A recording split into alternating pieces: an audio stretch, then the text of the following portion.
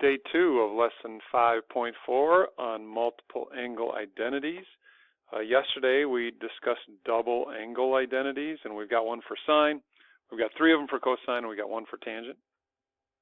Today we're going to talk about power reducing identities and half angle identities. So you can add these power reducing identities and these half angle identities onto your note card. You can pause the video and then enter those. They're also on your guided notes. All right, I'd like to talk about these half angle identities. Now, with these half angle identities, you got one for sine, one for cosine, and actually 3 separate ones for tangent. But you'll notice that the half angle identities on sine and cosine both have a plus or a minus in front of a big square root. So you're going to have to decide if a plus sign goes in front of the square root or a minus sign. And I'll show you how we do that.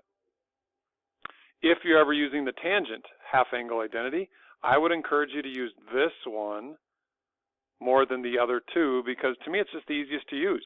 It doesn't have the square root, and there's only one term on the bottom, the denominator. So I would encourage you to use that one as much as possible. Let's do an example. This says to find the exact value. That means no decimals for the sine of 22.5 degrees. So 22.5 degrees is exactly equal to 45 divided by 2. So we're going to use the half angle formula. And it says we have plus or minus the square root of 1 minus the cosine of 45 degrees, all divided by 2. And so now what we do is we substitute in, using the unit circle, for the cosine of 45 degrees. So let's figure out the plus or minus. Now we're trying to find the sine of 22.5 degrees. 22.5 degrees is in the first quadrant, so everything is positive in the first quadrant. That's how I know we need a plus sign. If I put the cosine of 45 in, which is root 2 over 2, I get an expression that looks like this. And now I can simplify this, and here's how I would simplify it. I'd break apart these 2 fractions. We got 1/2 minus root 2 over 4. Okay, now I'm going to put them back together. That gives me 2 minus root 2 divided by 4. And then lastly, I can square root the bottom, and if you square root the bottom, you only have the square root left on the top. You got a 2 on the bottom, and that's how I would write my answer. Keep in mind that is the same thing as this, because dividing by 2 and multiplying by 1/2 are the same thing. All right, and if we do part B, which asks us for the cosine of 112.5 degrees, I can use a half angle for that, because that's exactly half of 225 degrees. Okay, the formula says we got plus or minus the square root of 1 plus the cosine of 225 divided by 2. And so now, let's figure out the plus or minus. We are finding the cosine of 112.5 degrees. That is in the second quadrant.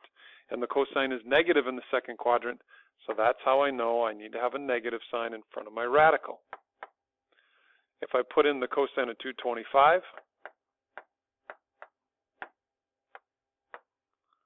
I get something like that. And now to simplify again, I'm going to break these apart.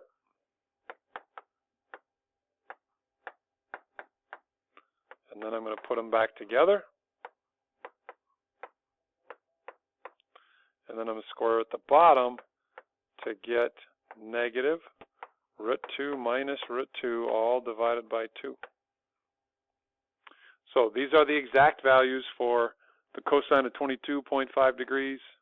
Oh, sorry, that was the sine of 22.5 degrees, and the cosine of 112.5 degrees. All right, I believe we did a proof problem yesterday. Let's do another proof problem. Here I'm going to take the left-hand side and change it into the right-hand side. And so the left-hand side is the difference of 2 squares, which factors into conjugates.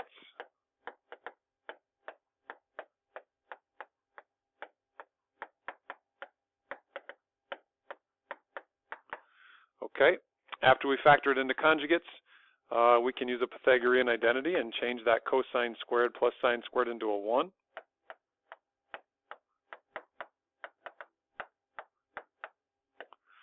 And so then we're left with 1 times cosine squared minus sine squared, and I believe that is equal to one of your double angle identities. And so we change that cosine squared minus sine squared, and that completes the proof.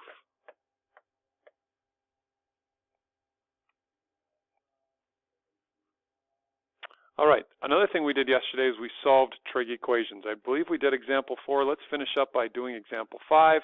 This is using a half angle identity to solve this trig equation. Okay, I'm going to leave the left-hand side alone. And the right-hand side, I'm going to rewrite this using a half angle formula. Because you can see we got the sine of x divided by 2. So the half angle formula for sine is square root of 1 minus cosine of x, all divided by 2. Now the reason I've got this squared is because you can see that this is squared because this is squared. Those are the same, right? Okay.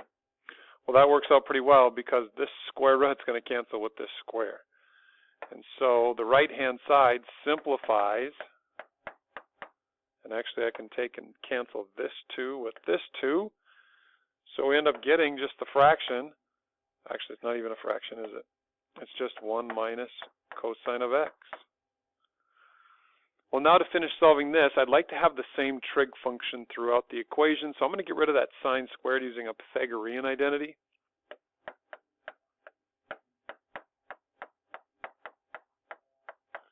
And now what we want to do is move everything to one side. I'm going to move everything to the right, giving us cosine squared minus cosine of x, because this one cancels with that one. And now I can factor it by taking a cosine of x out. It leaves me with cosine of x minus 1. And then I can set each factor equal to 0.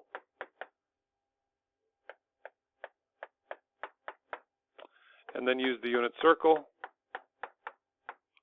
to get a couple of answers. So we get 0, half pi, and 3/2 pi. Okay. All right, last thing I want to do is go to the last 2 problems of the quick review. This says to find the area of the trapezoid. You remember a trapezoid from geometry is a 4-sided shape that has 2 sides that are parallel, and they are not consecutive sides that are parallel. And so to find this area, I would break this region into 3 separate parts. Area 1, 2, and 3. You can see area 1 and 2 are both triangles. Area 3 is a rectangle. So if you don't remember how to find the area of a triangle, it's 1/2 base times height. The base is 1, the height is 3, so the area is 3/2. To find the second region, it's again another triangle, so it's 1/2 base times height, which would give us 3. The third region is a rectangle, just base times height, gives us 6. And so we get a total area of, what is that, 10.5?